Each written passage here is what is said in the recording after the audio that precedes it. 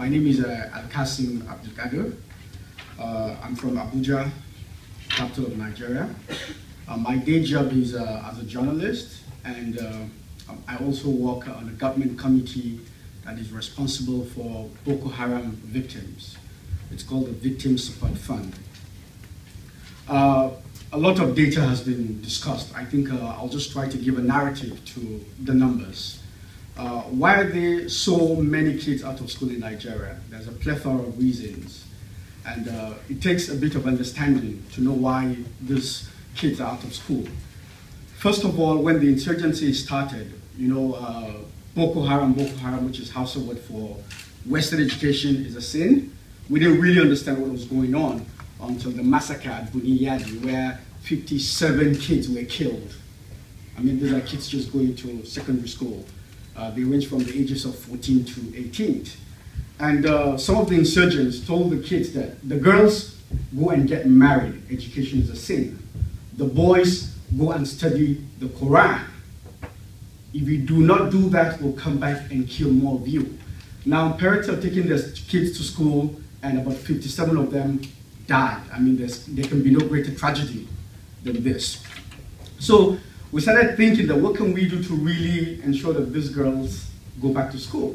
Because in the first place, they have to be safe before they can be able to attend schools.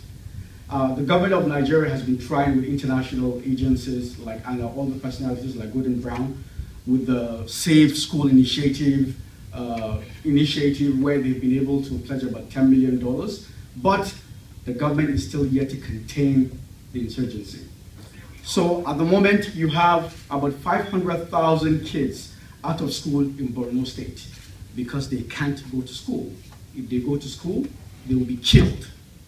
This is one of the reasons why we have 10.5 million people out of school, kids out of school in Nigeria. The Chibok incident has become a global tragedy that everybody knows about. I mean, between 200 and 280 girls are still held by the insurgents.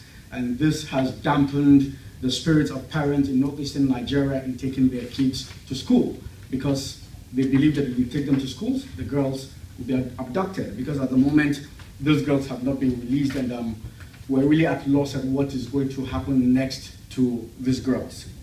Other issues concerning why kids are out of school range from early marriage. Kids are married out in northwestern Nigeria, for example, from as early as between 11 and 14 years old.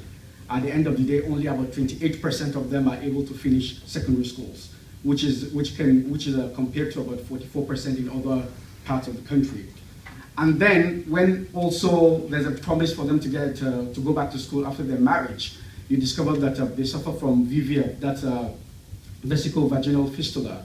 And I mean, this really disrupts their education, and at the end of the day, they're not able to go back to school.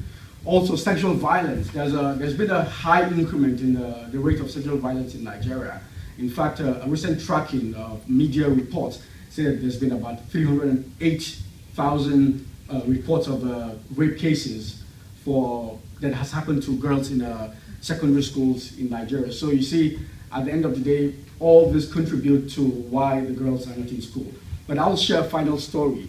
I once did a story on a girl called Nafisa Ibrahim Madapo, who went to a nomadic school. The nomadic school was endowed by one of Nigeria's former presidents, Abdulkabir, for one of the communities where he had his farm. And he decided to build a school equipped with computers, had farms, they had basketball, they had everything, a very modern model school. And one of the nomadic girls, Nafisa Ibrahim Madapo, attended the school, and when she was graduating in primary 6, she sat for the Mathematics Olympiad, which is a global mathematics competition, very popular among mathematics students, and she came third. This is a nomadic girl. I mean, she chases cows during the day, and in the evening helps with chores at home. But she came third in the Nigerian Mathematics Olympiad, and she wants to be an accountant. So when we do the right investing in girl child education, then we'll reap the right dividends. Thank you very much.